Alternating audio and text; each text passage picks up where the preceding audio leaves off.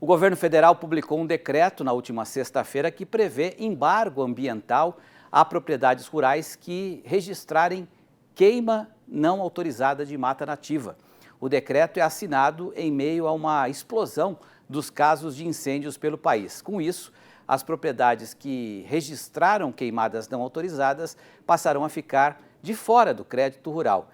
Para o consultor de política agrícola, Tiago Rocha, com a decisão, o IBAMA tem uma espécie de carta branca, já que as regras ainda não são claras.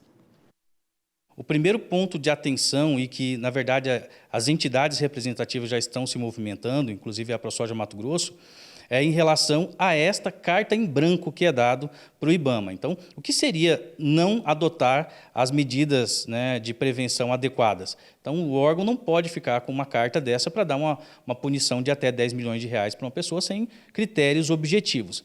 A outra questão é em relação ao embargo.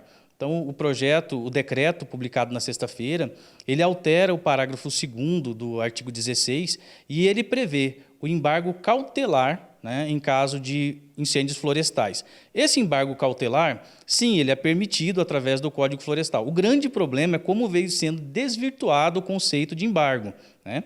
E aí eu cito especialmente a Resolução 5081, de 2023, que, apesar de ser do Conselho Monetário Nacional, teve o voto do Ministério da Fazenda, escrito pela Secretaria de Política Econômica, em que aquela secretaria entende que o embargo deveria ser punitivo.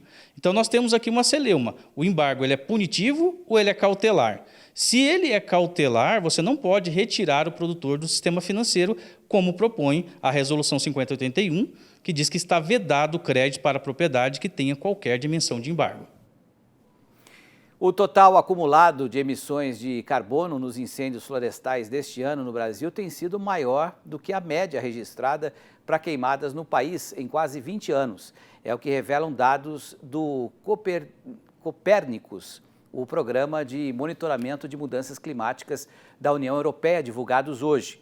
Para falar mais sobre esse assunto, está conosco aqui, conectado, o comentarista do Canal Rural e ex-ministro da Agricultura, o Francisco Turra, direto lá de Porto Alegre. Turra, eu queria voltar na matéria anterior, né, que a gente acabou de exibir, porque parece que existe aí um problema de regulamentação divergente entre o que diz o Ministério da Fazenda, né, com o que diz o Ministério do Meio Ambiente. Quer dizer, o produtor rural pode ficar sem crédito, né, mesmo não tendo sido o autor daquele incêndio, né? Como é que você vê essa questão? Boa noite, Turra. Boa noite, Antônio Petri. Boa noite a todos. Efetivamente, eu acho que nós estamos diante do apocalipse. Já aconteceram chuvas demais, enchentes do sul. Estamos vendo esses incêndios, as imagens que a gente viu hoje, e mais vezes que o Canal Rural apresentou, são estarrecedoras. Pobre do produtor, efetivamente, ele que luta para defender o seu espaço, para continuar produzindo.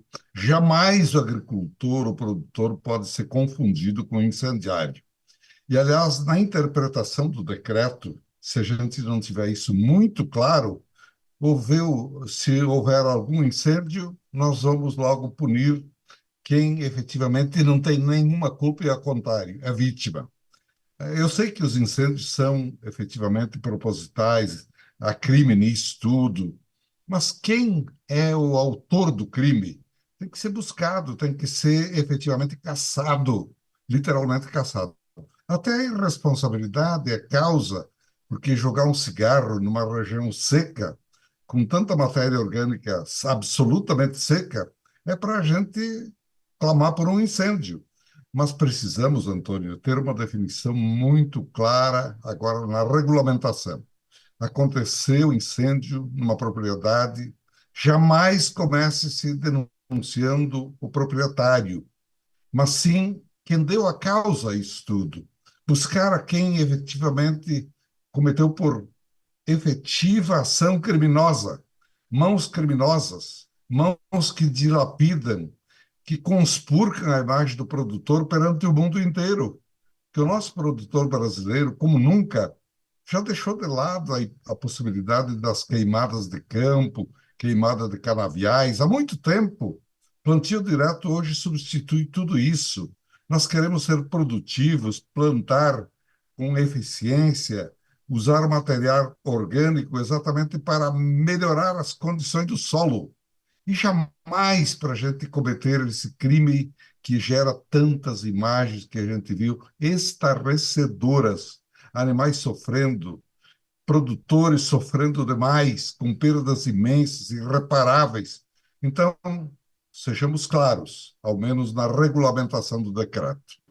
Perfeito. Turra, a gente vai falar sobre previsão do tempo daqui a pouco, mas como eu sei que você está em Porto Alegre, eu queria saber como é que está o tempo aí nesse momento e como é que foram as últimas horas. Bem, em Porto Alegre em si, hoje, eu fiquei espantado. Numa região de Porto Alegre choveu bem, noutra não choveu, mas no interior do estado, onde a chuva chegou, ela veio também em dosagens bem diferentes. Acumulado em algumas regiões mais de 120 milímetros e outras regiões com bem menos que isso.